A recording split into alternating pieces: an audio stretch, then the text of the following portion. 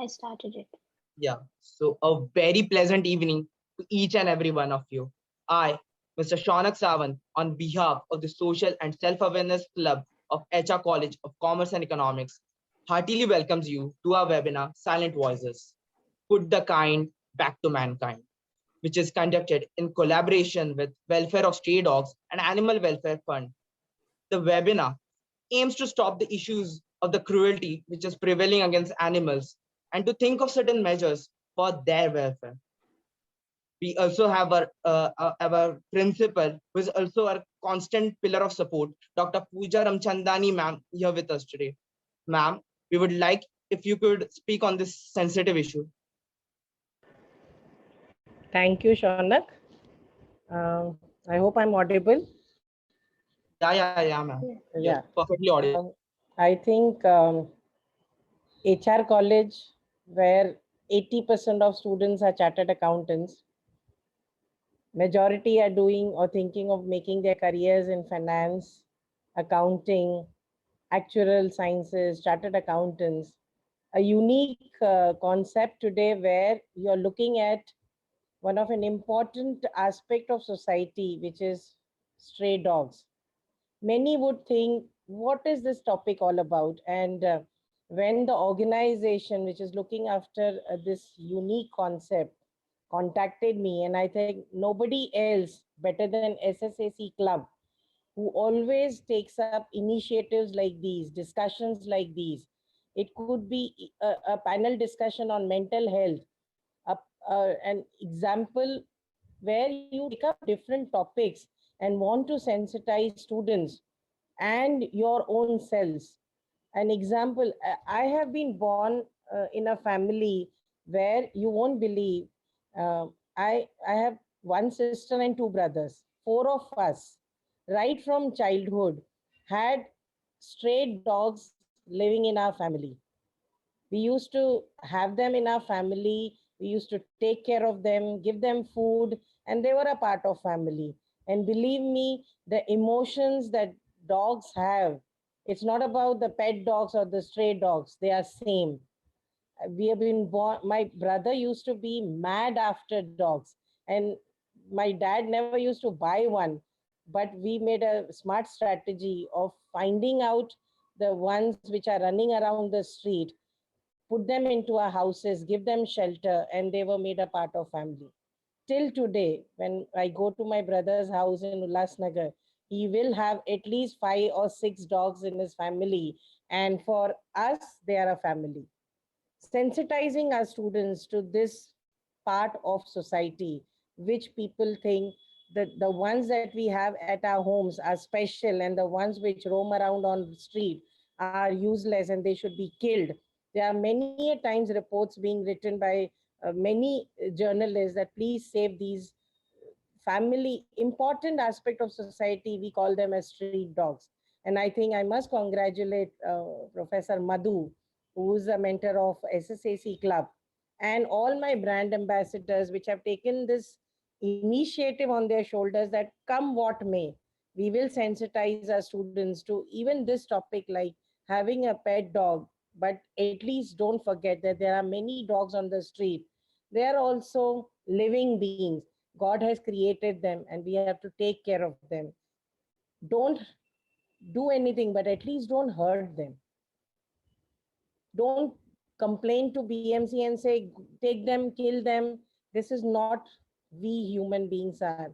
We have been given this world to stay, and pet dogs, we keep it at home. But what about street dogs? They are also living beings. It is our responsibility. And I think HR college students have always been a big, I should say, appreciate a big way that they care for society.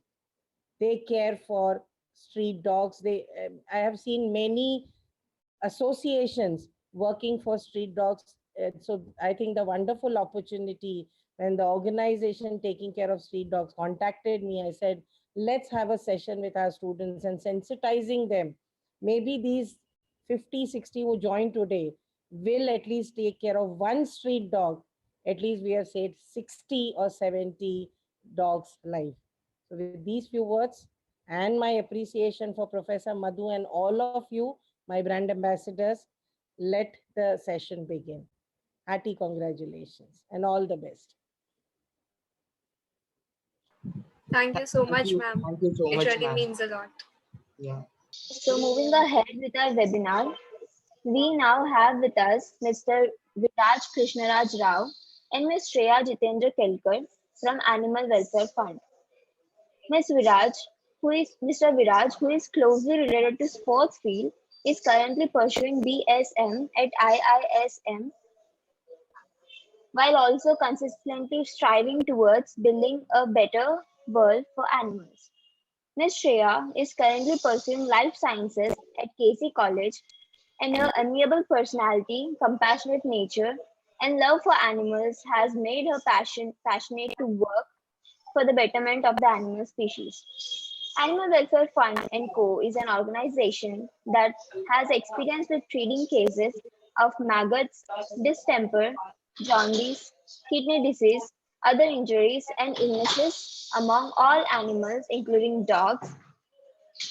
At Animal Welfare Fund, they have rescued, treated, fostered, vaccinated, and adopted over 300 animals. They are good at vaccinations for rabies, distemper, and many more. Now I would like to request Ms. Shreya and Mr. Viraj to take over. Thank you so much, Thank you Lisha. for the introduction, Lisa. So we shall start sharing the screen. Just 1 second. Okay.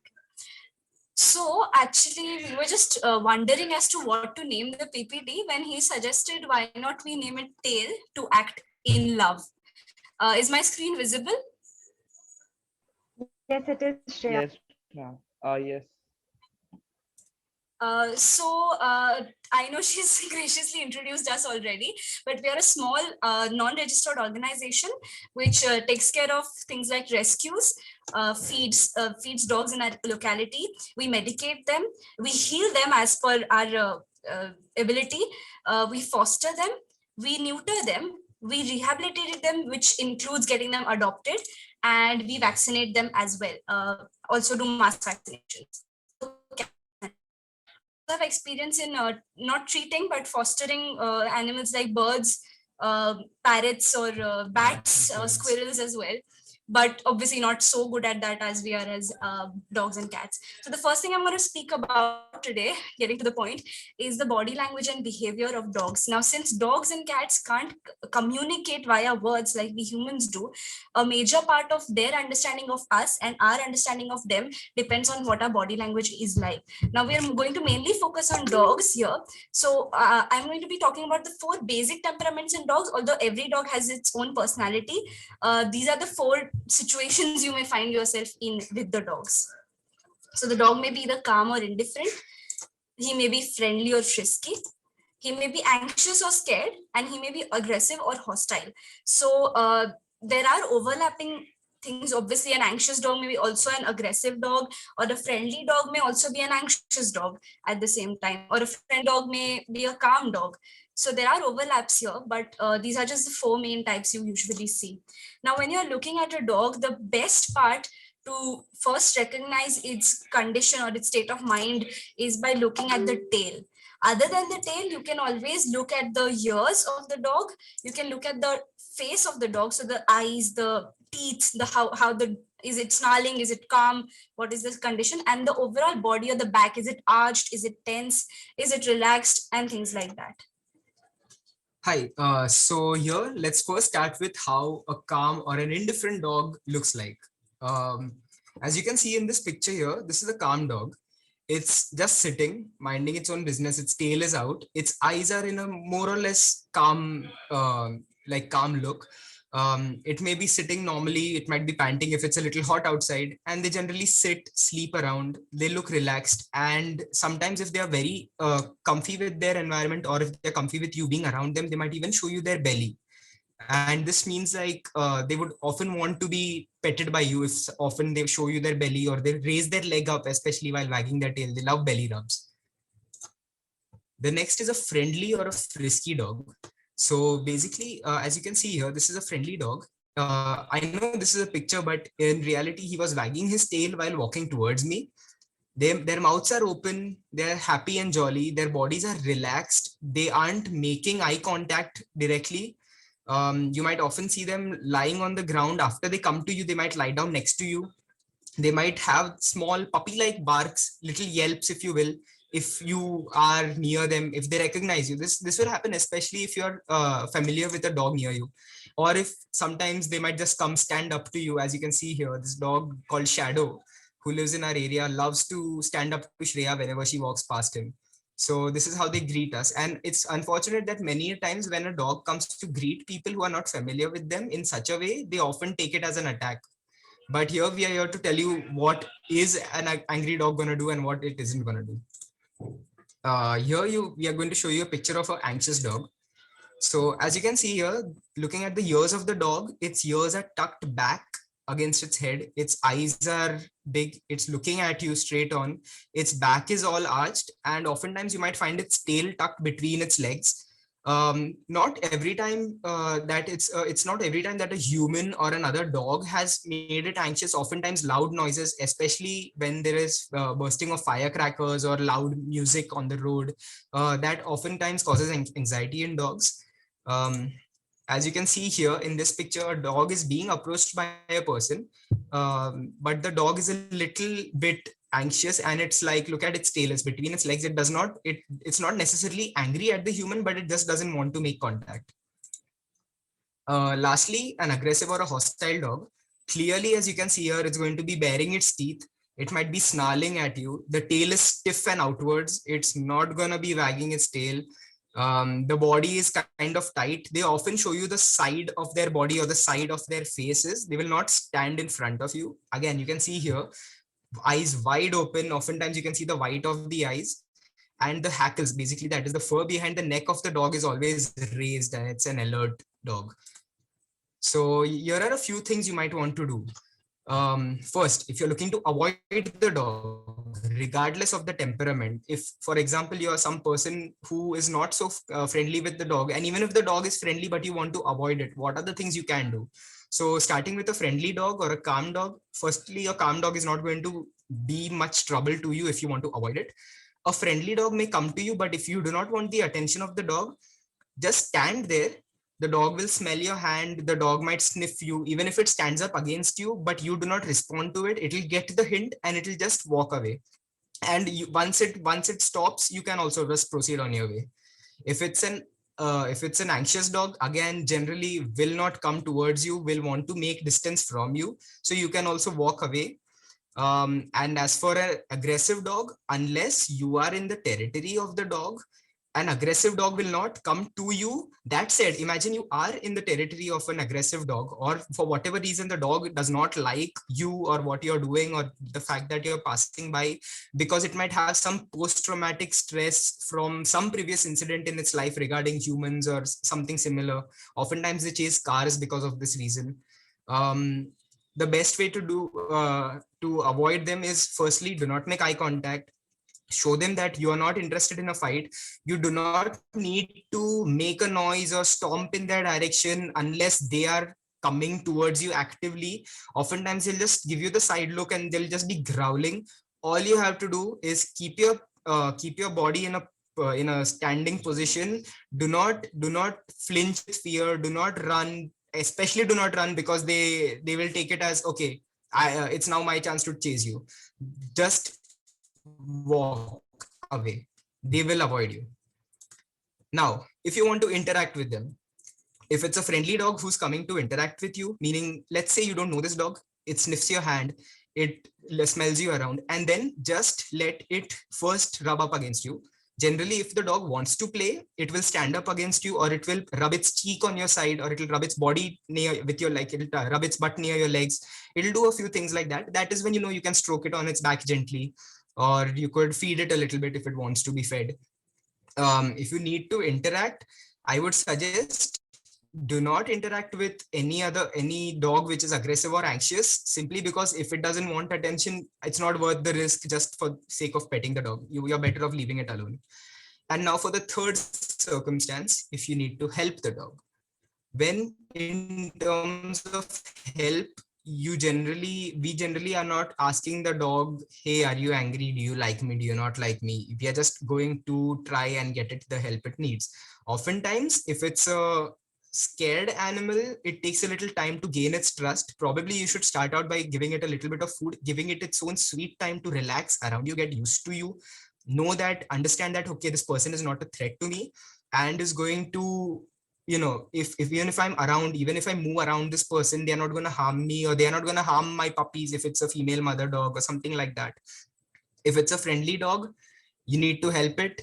It's a great time to, it's a great opportunity because the dog has already kind of gained its trust for you. If it's an aggressive dog, I would suggest do not go for it alone. Do not try to help it by yourself. It would be more advisable to call an organization or call for somebody who's got more experience with handling a dog. Because when it comes to dogs, you do need muzzles, and you do need a few other things like tight ropes, etc., to just restrain the animal, because they do not trust you. Even if you are going to do something for their benefit, they will not understand it. But what about cats? So I am a cat person. I have 21 cats of my own. And I know for a fact that the basic difference between cat and dog temperaments is you can easily kind of categorize that, okay, this dog is more or less aggressive, or this dog is more or less a kind of shy, anxious dog, or this dog is only friendly to me. You can say that. But in terms of cats, they are a little more complicated. And I think their behavior is more dictated by mood. For example, I know a few of my cats, they love to be stroked, but if you stroke them a little wrong, they get really angry. So you need to kind of be there with the cat in the moment to understand what is to be done. That said, if you know what a friendly cat looks like, a friendly cat will be purring, it'll show its belly to you, it'll be rolling near you, it'll come and rub up near your legs. All these are the signs of a friendly cat. And again, if a cat's ears are tucked back, if it's hissing at you, if its pupils are dilated, if its back is arched, tail is straight down, that's a unfriendly cat and should be left alone. Moving on, it's quiz time. So we have organized a little something for you because we wanted to interact with you all. And I would really request everyone to use the chat box for this one.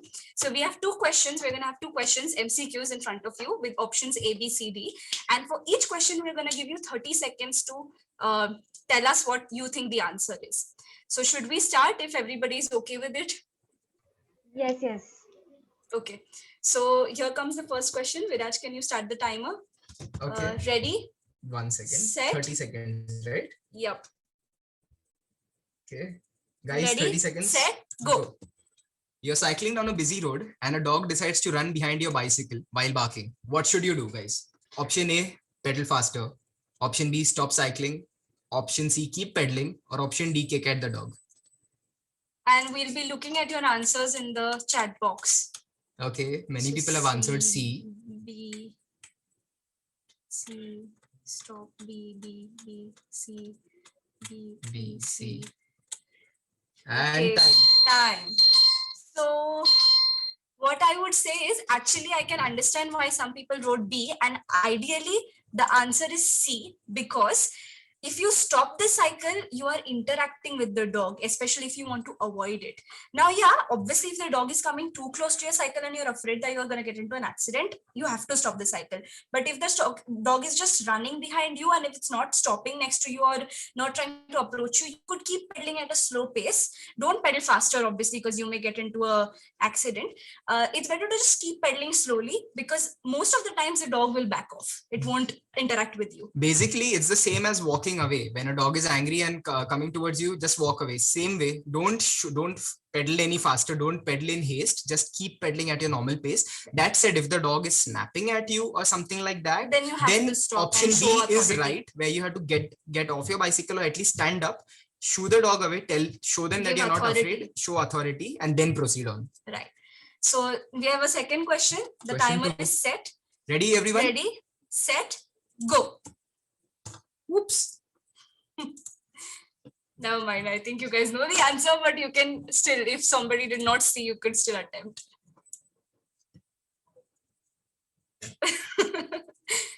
Okay.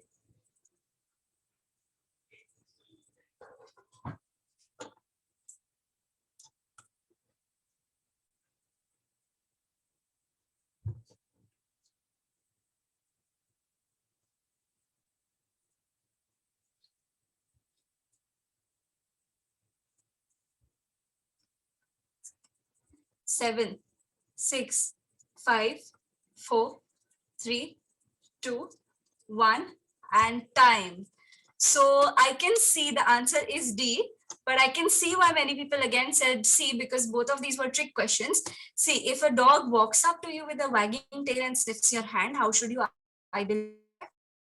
You should let it finish sniffing, for the simple reason that if you try to pet it, then if it's an anxious dog who's just trying to know who you are, he or she may snap because they don't know what your hand extension actually means. So you can let it finish sniffing and let it first nudge you, let it approach you rather than you approaching it first. But if you already know the dog, if it's not a random dog to you, then you can definitely go and pet it. But yeah, don't directly try to touch it. So there, it's like saying there are two right answers, but the option best C, answer. Option C is the second right answer. It comes after you're done with it, sniffing you. Yeah. Then go ahead, play with the dog. So I hope you enjoyed that. That's a little something to cheer you up. And now let's move on to our next topic, which is first aid.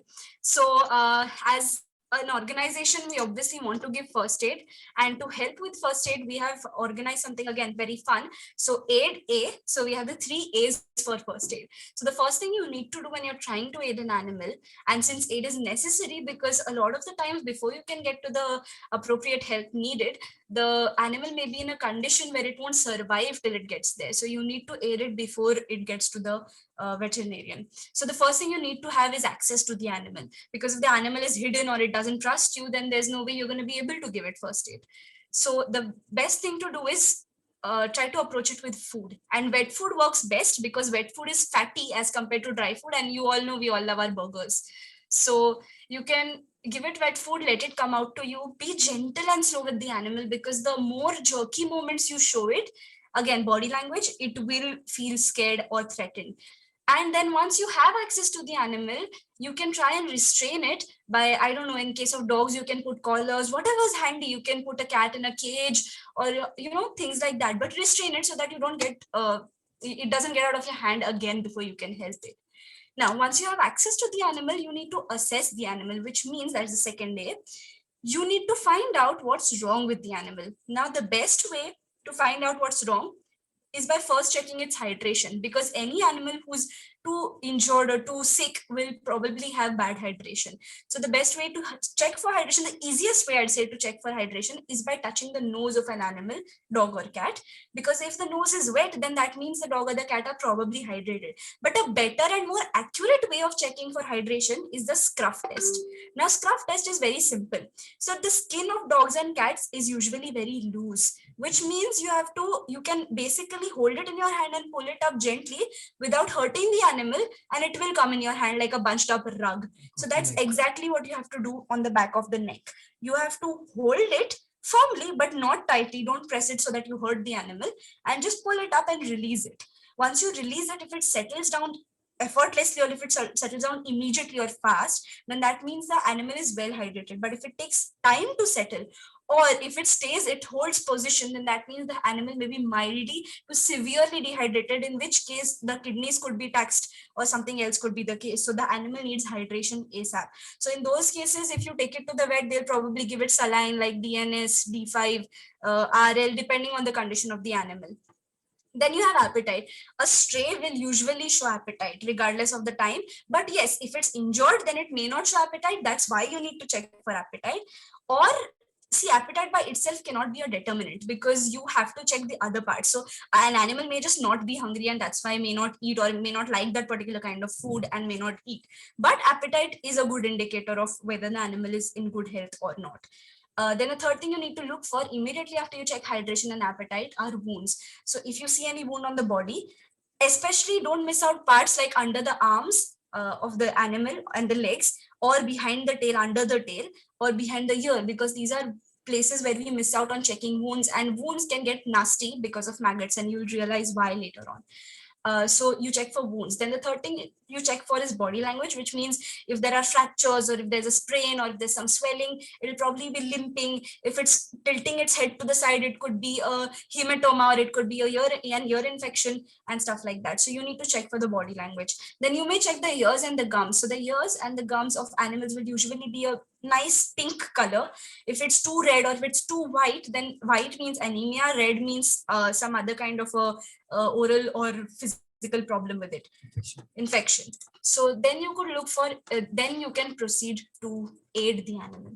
So the first or the most often what we get are maggot wounds, which means there's a wound. It may start off as a really small hole because of a bite, but then within 2 days it kills the animal, because maggots, which are basically fly larvae, will end up eating into the flesh of the animal and kill it.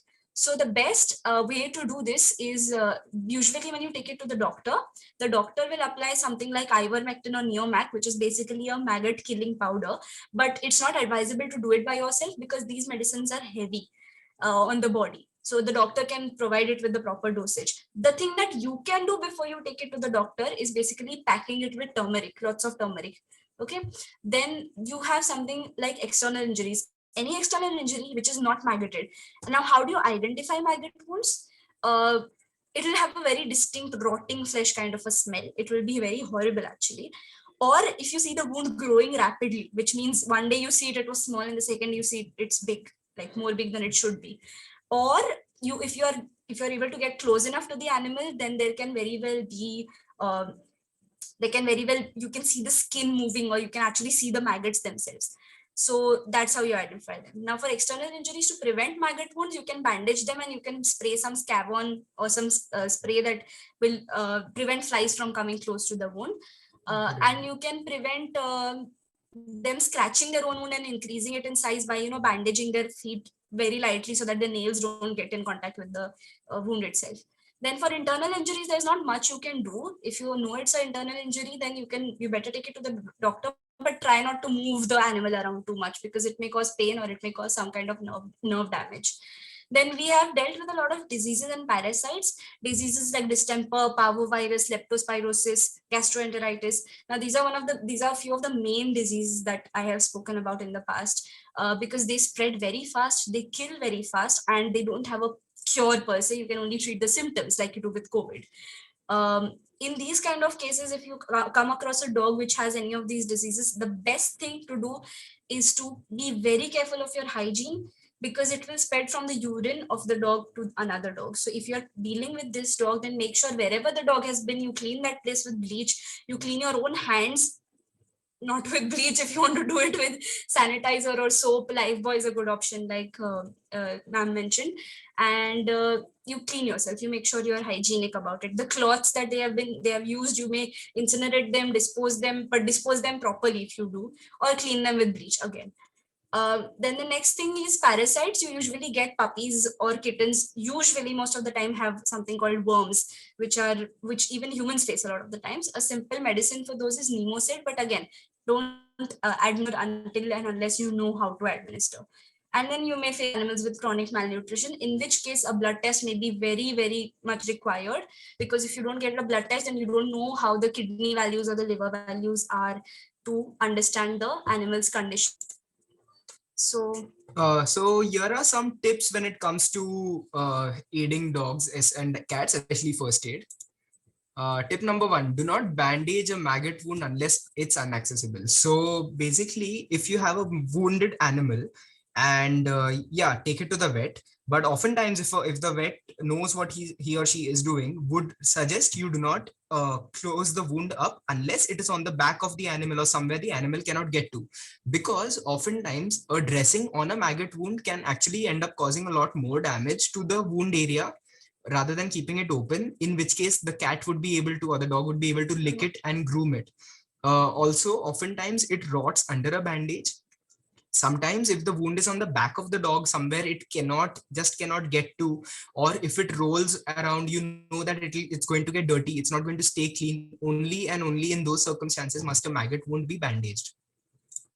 Tip number 2, ask the practitioner or ask the vet questions. Guys, this is one thing which I would say is lot of importance. it's of the most importance to people like us who are actually looking to help animals, because no one can tell you better as to what you should do or what you can do than a vet themselves. We have learned so much from so many good vets, and if I could give a shout out to one of my favorite vets, his name is Dr. Chaitanya Lele. He has a practice clinic in Kalina and in Goregaon West.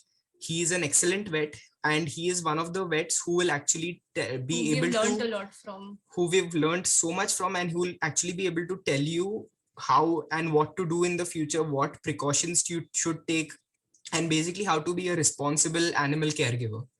and why you should ask the practitioner questions also is because just like if if a family member was in the hospital or something like that, you will want to know what's going on. And if the doctor the doctor could either be very good and actually give you answers to your questions which will help you in the future, or he may be doing something wrong, in which case you have the right to know what's going on with your animal. Tip number 3, do not medicate the dog with human medicines unless prescribed. So guys, I've often seen certain things go wrong. Like, for example, puppies were given paracetamol, unfortunately, by some people, because even though their intentions were good, they medicated a dog with fever with paracetamol, and that ended up taking the life of the puppy. So please do not medicate a dog, especially, or a cat, especially with human medicines, unless and until it's been prescribed by the doctor Who knows the animal and has visited the animal right in the past.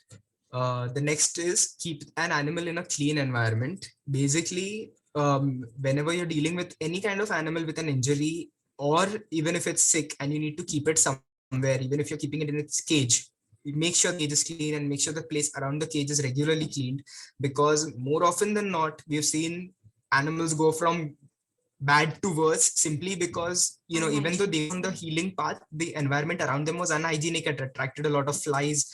It spread a lot of, there was a lot of smell. The animal was uneasy because it was not regularly cleaned. Tip number 5. Not every nibble is a bite. Okay, guys. So I've seen this especially for people who have, who've never dealt with animals before. I don't know if you can see my arm on the camera right now. Probably the video sharing is preventing it from being seen, but I have a lot of cat scratches all over my arm, if you can see over here. And this is from one of my most recent cases where I actually had to wrestle in a cat into a cage because my arm got quite nastily damaged by one. Again, not recommending it. That said, I've seen people who have kind of not realized that even if a cat is friendly or even if a dog is friendly and they nibble your hand, it's not a sign that they are out to bite you. It's just the way they communicate. That's just the way they interact, because they do not have hands to hold. Just as if any person holds my hand with theirs, it is not a sign of an attack, or it doesn't mean they want to wrestle with me. It's just the way they do it. So, every nibble, every tooth interaction or every claw interaction is not a threat, or it's not a bite. Do not neglect dressings and casts. So I found this very surprising, but in my time as an animal helper, I have noticed that many people oftentimes will take an animal to the vet, like a puppy to the vet, for maybe a broken leg, get the leg put into a cast, and then forget about the dog. Like literally the dog is roaming around everywhere with the cast. The bone has even healed, but now the cast has started rotting. It's causing an infection. Oftentimes the gauze bandage of the cast has started cutting into the flesh of the animal, leading to even more problems than it originally was in. So please do not neglect casts and dressings. And if you see a dog with a cast just walking around or with a bandage hanging from its body, either try and get rid of the bandage and make sure the dog has no other secondary scratches, or please take the dog food to the vet.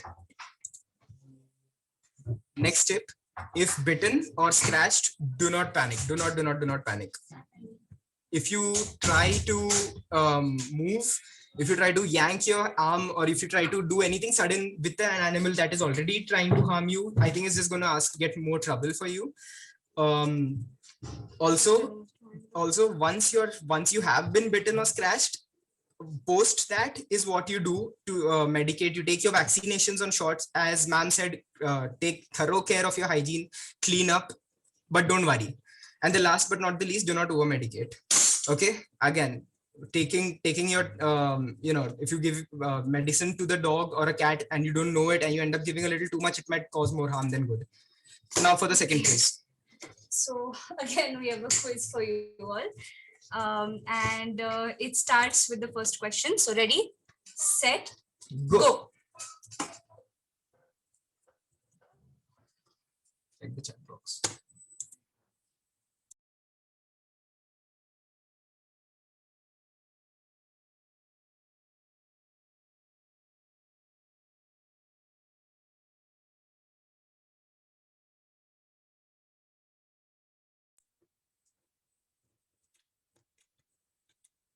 I'm seeing a lot for C, C, B, A, B, and and time. So the answer to this question is actually A. A. You should not yank out your hand. Guys, read the question carefully. What does it say? trick What question. shouldn't you do? It's not what should you do. So you should wait till the cat releases your hand. You should take a rabies and a tetanus shot in time. You should make sure the cage is secured, but never yank out your hand from a cat, because the cat will you're basically doing it yourself. You're tearing your own arm open. So second question, ready, set, go.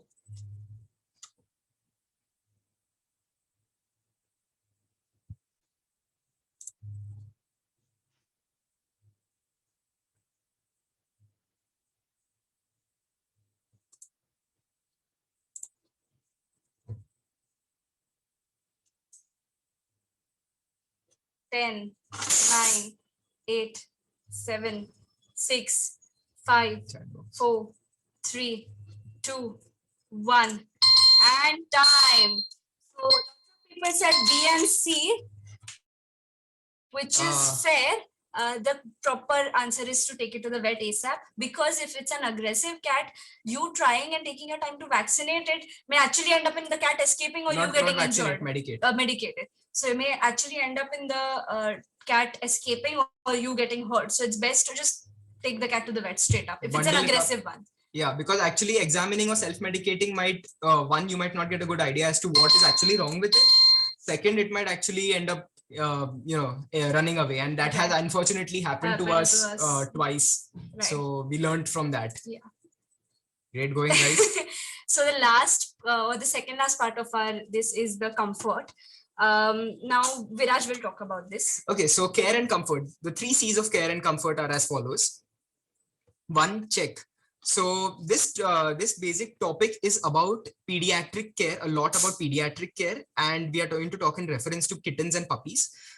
Firstly, if you find a puppy or a kitten, look for its parents. If you find the parent, then check for the general health of the parent. In terms of cats, look at where the mother is keeping her kittens. Similarly for dogs, where are is the mother well fed? Is she safe? Is she in a safe area? Etc. Check for the parent. And do not interfere too much with cats, because they may end up getting scared and moving the kittens. Number 2, carry. If you cannot find the parent, it is advisable to take the baby home. If you're carrying kittens, remember, don't underestimate kittens and puppies. They can also be quite aggressive, especially kittens. So there's a way of holding them. If you're handling a cat, you gently pinch it by its scruff, that is the back of the neck, and support its legs. If you have to carry it before you can put it into a cage or a box, etc. Holding them by the scruff temporarily calms them. It just it prevents them from biting or moving too much if you do it properly. It's a way mother cats carry their kittens, and so it calms them down. As for dogs, again, support them. Please hold the animal to your body. Many times we see people holding puppies and cats far away with their arms extended outwards like so, and any sudden movement of the puppy or cat might actually cause the person to drop the animal, which might then hurt it. And the third C is care. Firstly, consult the veterinarian on the basic health of the animal. Feed it food every 2 hours, or as per the vet has said. Look out for respiratory and digestive problems, because many a times, okay, small kittens, small puppies, they just live on either baby formula or mother's milk or whatever substitute that you are giving to them. For that, they might oftentimes choke while drinking, because they do not their swallowing instincts are not very good, and again, they are very susceptible to colds and respiratory diseases. So keep an eye out, keep your this thing out for them. And last but not the least, keep them warm at all times. Their body temperatures are very susceptible to going up and down. So keep them in a warm but constant temperature and environment. Then I have some tips for you this place as well. Do not feed them chocolate or sweet, or if there are babies, then don't feed them cow's milk, because cow's milk can actually be they're not able to digest it very well. Now chocolate has a compound called theobromine. Theobromine can actually cause heart problems and can cause heart attacks, actually, the animal. And again, they're not made to digest too much sweet, so not sweet either. Do not dangle them in the air. So now, like he said, don't hold them so far away from you that you won't be able to manage it if they get a little bit frisky.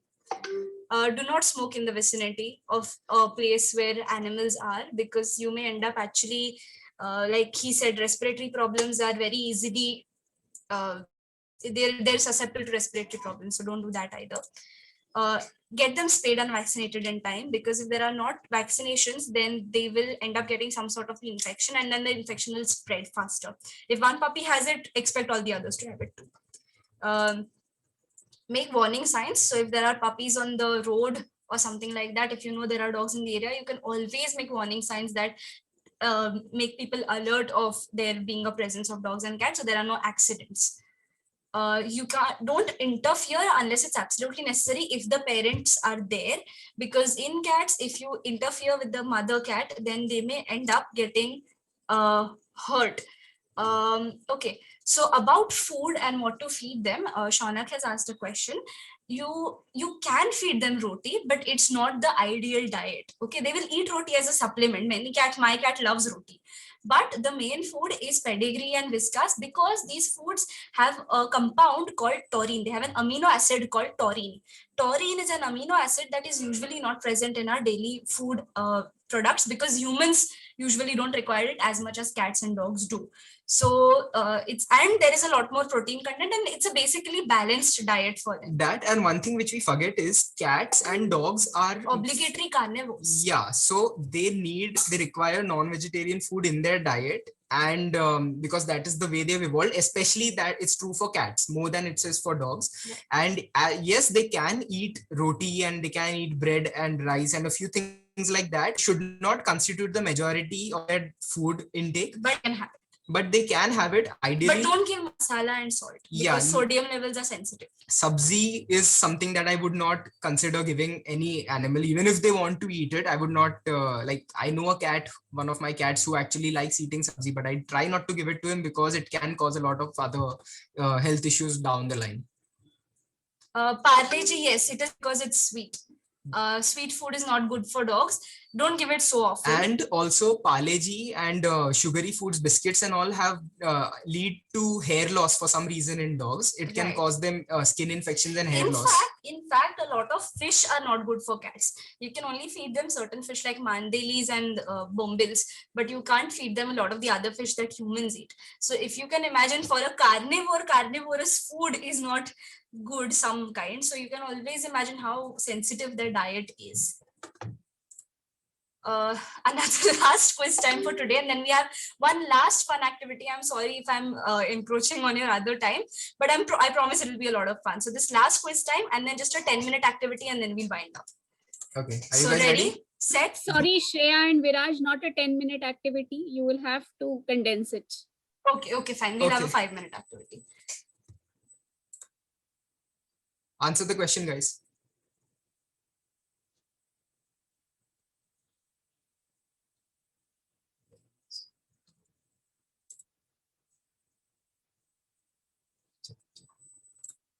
Seven, 6, 5, 4, 3, 2, 1, and time.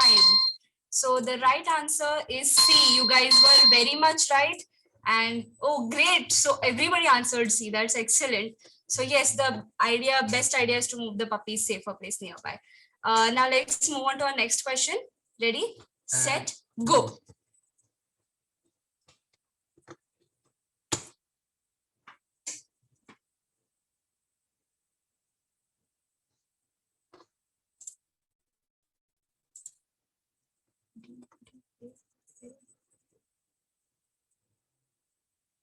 Twelve, 11, 10, 9, 8, 7, 6, 5, 4, 3, 2, and 1, and time. So actually the right answer is C, goat's milk, just because it's not so heavy on the digestive system. I can understand why you would go for gravy, wet food gravy, but for kittens and puppies, it's not digestible as much as goat's milk. At that And age, if you anything can't- related to milk is what they would have. Right. Cow's milk causes indigestion. And- Goat's milk is surprisingly not bad for them and is a good source if you need to raise kittens. Right. If you don't have kitten baby formula. And worst case scenario, if you don't have goat's milk, then yes, human baby formula would work, but worst case scenario, or you can get kitten formula. Great going.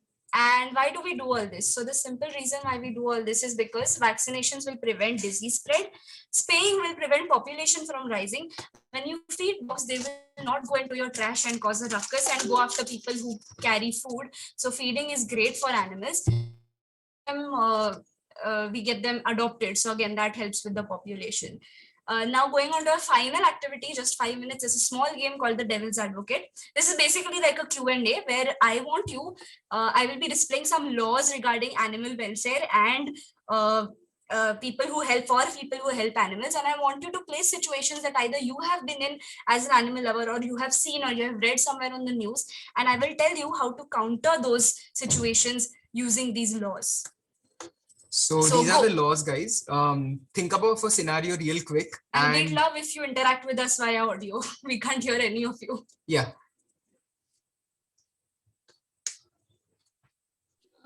Why don't you unmute everybody so that they can answer instead of chatting? Chatting consumes a lot of time. Yeah, exactly. So you can just ask us through audio.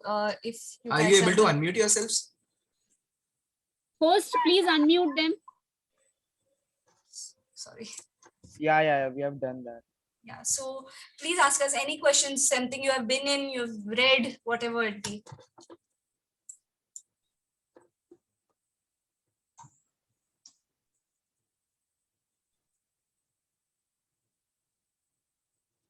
Is there anyone?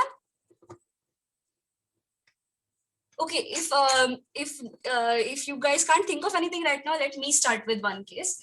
Viraj, do you remember that one time we were feeding, I think a couple of our friends from the same animal funds and co-organization were feeding dogs in the locality in a closed off space to the side, and somebody came up to them saying they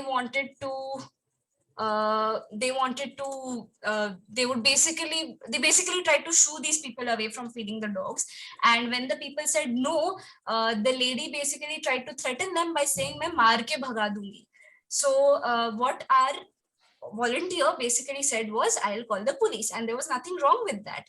Why was there nothing wrong with that? Because if you can see on the screen, under section 51A of the Indian Penal Code, to protect and improve the natural environment, including forests, lakes, rivers, wildlife, and to have compassion for living creatures is a fundamental duty for human beings. So he was doing nothing wrong, and there is no law in the country which says anything on the lines of not feeding dogs.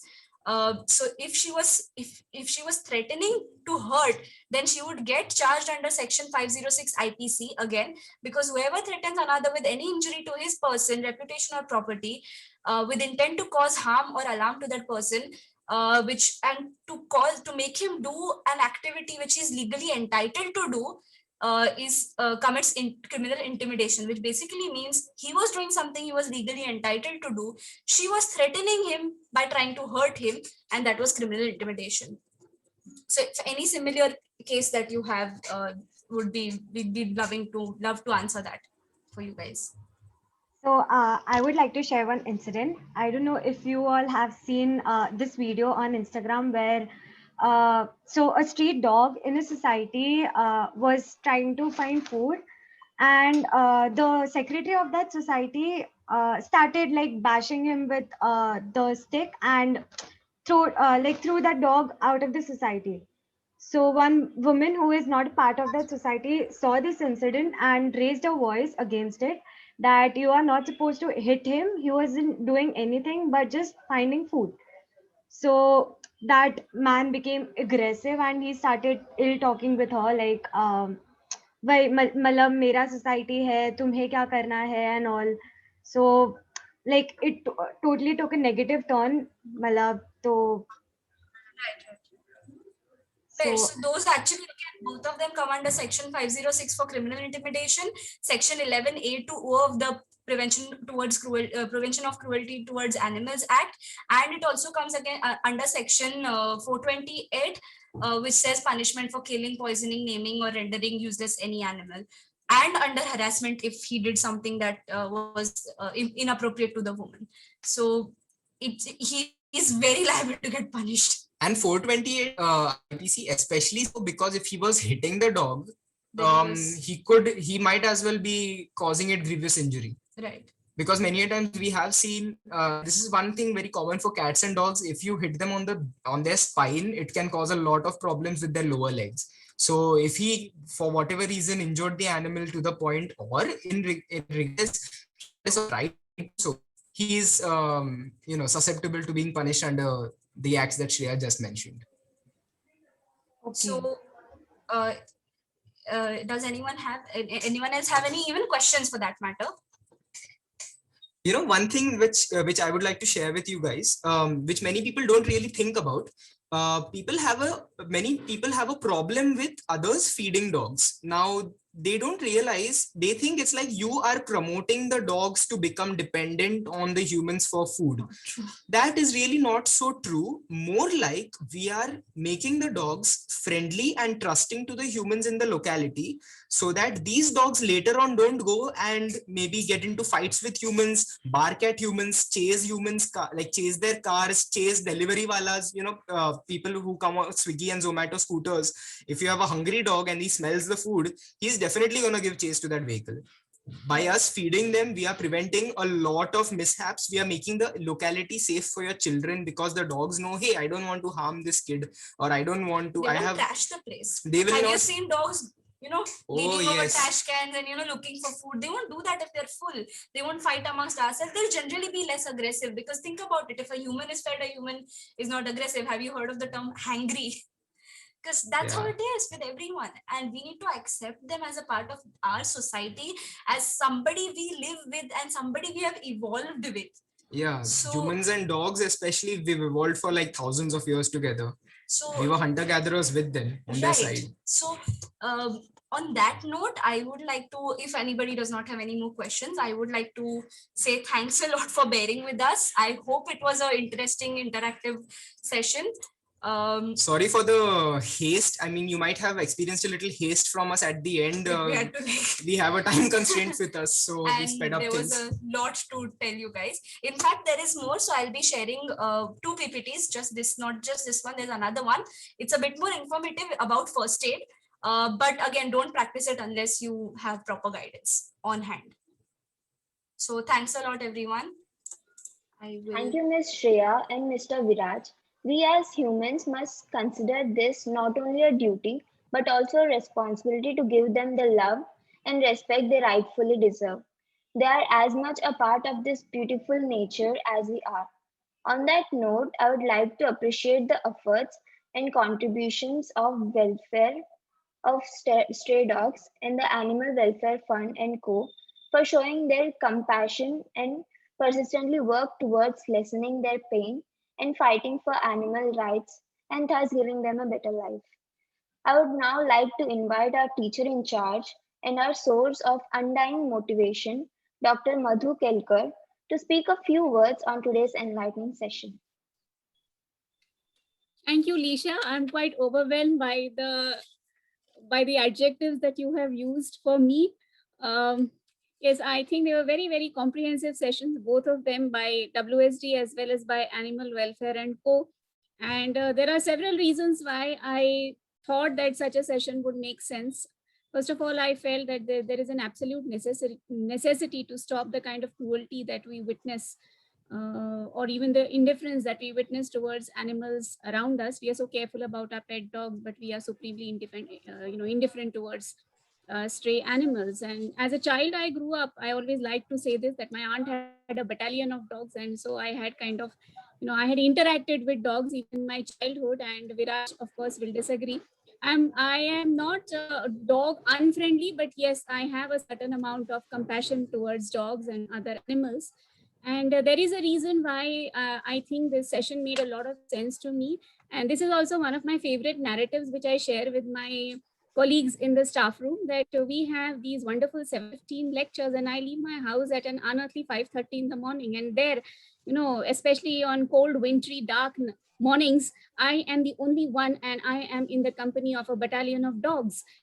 And there are so many days when I'm so scared of these dogs, I don't know what to do. And I think the tips that these people have shared, both Animal Welfare and Co, as well as WSD, I think these tips will go a long way in assuaging my fears and in dealing with this dog company and making me more friendly and saving my skin as well as soul as also. All right. I have also seen in my childhood a program. I don't know how many of you can relate to this program. It is known as Heads and Tails by Maneka Gandhi, where she would talk about not just dogs, she would talk about a whole lot of animals. And I feel that more such programs are required in the near future. We always talk about human beings, but we rarely talk about stray dogs. It will make us violent. It will make us more sensitive. And I feel that it will definitely prevent cruelty towards animals. Excellent presentations. Thank you, Shreya and Viraj, for keeping us engaged and not just merely giving us doses after doses of what we should do and what you have done and what we should not do. Definitely via your quiz, we have understood what we should do. Okay, so thanks both the organizations. I think that says it all, and I really won't hold you for longer than this. I would now call upon the president of the club to say a few words, and with that, we'll wind up the session. Is Naveen there by any chance? Dr. Naveen Punjabi, is he there? No. Okay, never mind. So, Abha, over to you. Thank you so much, ma'am. And yeah, thank you so much, Shreya, Viraj, and Sonal, ma'am, though she is not here, I guess. But yeah, thank you so much. It was a very, very enlightening session. And as for me, I love animals, though I'm not an animal person. I would not like to have pets with me. But yes, thank you so much. Your information, your experiences, and your stories have definitely busted a lot of and what is our responsibility towards the animal species. So yes, thank you so much for joining us here and taking ahead this beautiful session with us. And yes, a big thanks to Lisha and Shaunak, who have always been there and who have organized this beautiful session with so much of courage. And though this was their first event when they were organizing this, so thank you so much, and you all have done great job. And I would also like to thank all of the volunteers for this event, the members of SSAC and all the participants out there who have been who are there with us consistently. And yes, I'll be sharing feedback forms with you all. So please fill up those feedback forms. They will help us a lot to bring about more engaging and enlightening sessions to you all, with the aim of standing up and speaking for more sensitive issues of the society. So yes, thank you so much, everyone. Thank you so much, ma'am, for joining us. I'd just like to thank you guys for being such a engaging audience. I mean, you guys interacted with us at every stage, took part in the quizzes, had questions, all of that. That's what matters to us. So thanks so much for this. Okay, students, please fill the feedback form. We really want some response from all of you. Thank you. So one small request, everyone please switch on their camera so we can have a selfie together. Yes, please. We need this for our magazine. This is purely for practical purposes that we want your cameras to be switched on. Everybody please switch on the cameras and smile. And give the best possible smile. Very thank you, Shreya and Viraj, for your wonderful explanation. I really loved the activities and how you kept the whole session very interactive with very apt like information, not too much, but at a right amount. And I love this small cat that with a thumbs up after every quiz. So that is really cute. And thank you, Sonal ma'am, even though she's not here. So yeah. So have you clicked the selfie? Yeah. No, ma'am. This is a cherry on top now. Yeah, this is a cherry on top. Okay, so please tell me My cheeks have started, they have started aching now.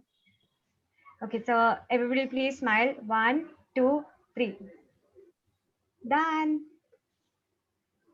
Also, thank you, Thank you. Lisha and Shauna, for pulling off this entire session, even after so many glitches and not losing your courage. So, hats off to you guys, and Yes. all the best. Thank you, everyone, for joining in and Thank you, being so everyone. patient. And kudos to Bye all of bye. you. Have a good day. I just want the core SSAC team to remain. I just wanted to make an announcement and the remaining can leave. Yes, ma'am. Even I'll Alicia, kick you can some stop out. the recording now. Yeah. The webinar has officially ended. Everyone can leave the meeting.